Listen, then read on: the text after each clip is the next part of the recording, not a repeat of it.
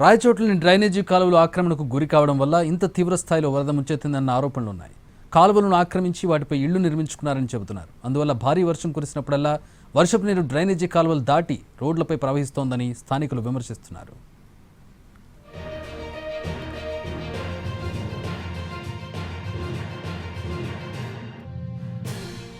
రాయచోట్లోని SS కాలనీలో కూడా విషాదం నెలకొంది. వరదలో కొట్టుకుపోతున్న బిడ్డను కాపాడబోయిన తల్లి మునిగిపోయింది. వారిద్దరిని కాపాడబోయిన మరో యువకుడు కూడా కొట్టుకుపోయాడు. ఇలా నిన్న ఒక్కరోజు వరదకు రాయచోటిలో మొత్తం 4 మృతి చెందారు.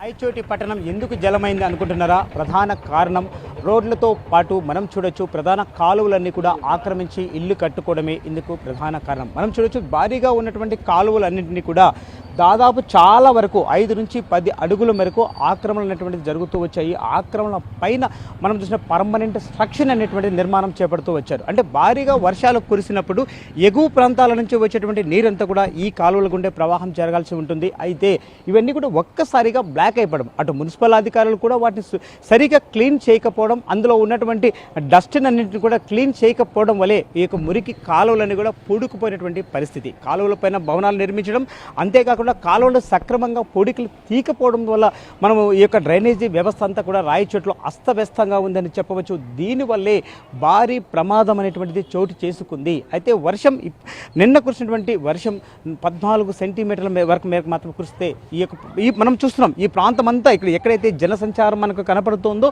ఈ ప్రాంతం అంతా కూడా 4 నుంచి 5 అడుగుల మేర ఈ రోడ్డుపై వరద నీరు ప్రవాహం అనేటువంటిది జరిగింది. అంతేకాకుండా పరిసరాల్లో ఉన్నటువంటి అన్ని ఇళ్లలో కూడా వర్షపు నీరు అనేటువంటిది వెళ్ళి తీవ్ర ఇబ్బందులు పడినటువంటి పరిస్థితి. ఇప్పుడిప్పుడే వరద యొక్క ఉధృతి అనేటువంటిది తగ్గుతూ ఉన్న నేపథ్యంలో ప్రజలందరూ కూడా నిన్నటి నుంచి వర్షం నీటితో తడిసిపోయిన తమ యొక్క ఇళ్లనన్నీ శుద్ధి చేసుకుంటున్నటువంటి పరిస్థితిని మనం ఇక్కడ చూస్తూ ఉండొచ్చు.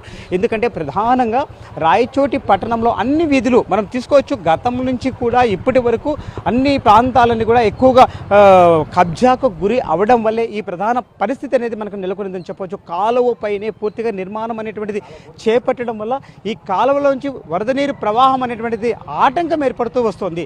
సో దీనివల్ల ఇక్కడ అనేటువంటిది ప్రమాదాలు అనేవి చోటు చేసుకున్నాయి. ఇక నుంచి అయినా సరే ఈ ప్రమాదాలు జరగకుండా ఉండాలంటే ఈ యొక్క వ్యవస్థను ఏదైతే గతంలో ఉన్నటువంటి డ్రైనేజీ వ్యవస్థను మెరుగుపరచాల్సినటువంటి అవసరం అయితే ఎంతైనా ఉందని ఇప్పటికే ఇక్కడ ప్రజలు డిమాండ్ చేసినటువంటి పరిస్థితి.